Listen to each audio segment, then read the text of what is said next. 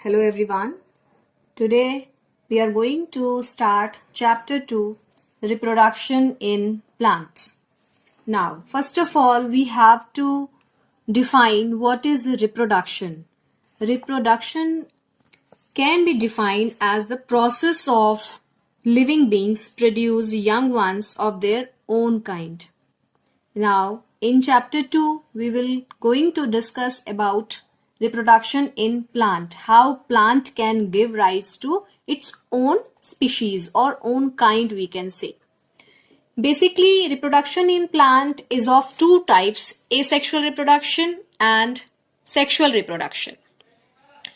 Sexual reproduction we will discuss in another session. Today we are going to discuss only asexual reproduction. Now, asexual reproduction. These are having subdivisions. Different types of methods are there, and in that no gamete is there, but reproduction takes place. So, first of all, binary fission. This process is also present in animal also. Example, you all aware about amoeba. Binary fission. In that, small or lower organisms can split into two and form two new individuals. Binary fission is, as the name indicates, bi means two. That can be multiple fission also, in that more than two cells can form. But here, binary fission is there, that means two individuals can be formed by one single cell. Example is paramecium and algae. Second one is budding.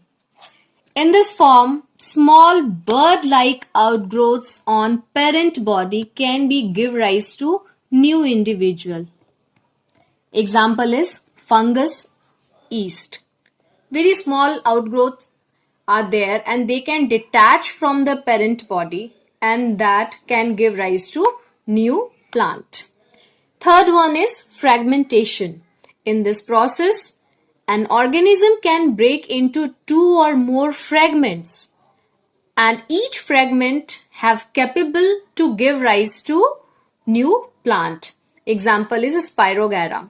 Spirogyra, you all aware, that's a filament structure, and that filament can break from any part, and those broken part can give rise to new individual, that is Spirogyra.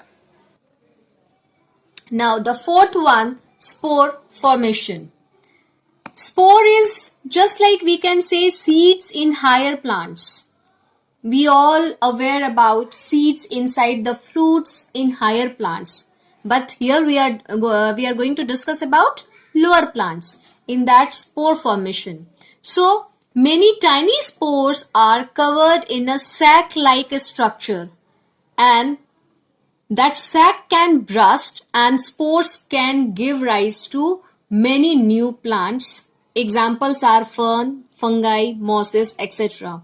So class, this is all about asexual reproduction, the process by which plant can give rise to new individual. Now, second one, vegetative propagation. Class, this one is also a type of asexual reproduction because no involvement of gamete is there. But this one, vegetative propagation, how we can define that? This is also included in asexual reproduction. In this process, new plant can produce by only vegetative part of plant. Now, what is vegetative part?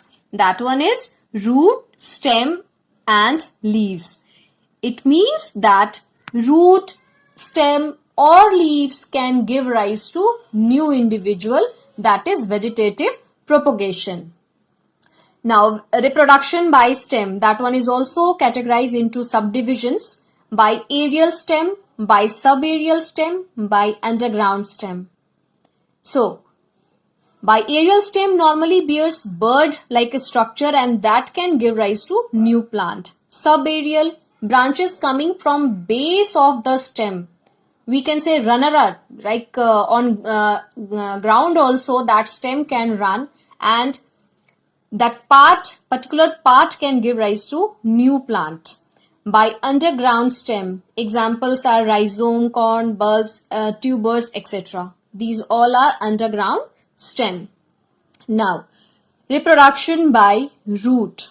Root also can be modified and can develop into new individual, that is vegetative propagation.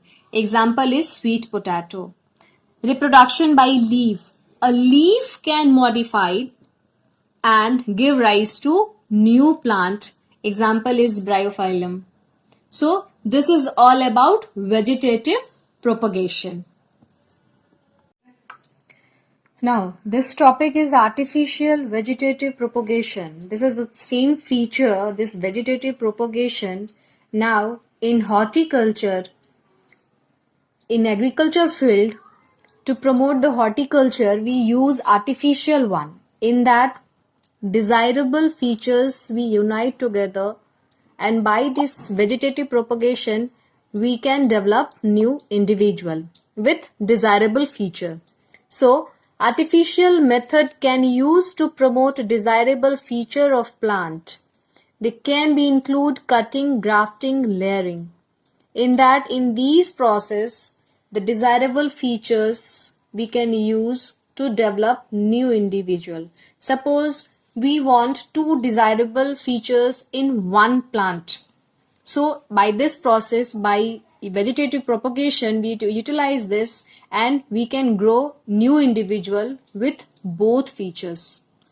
So first one, cutting.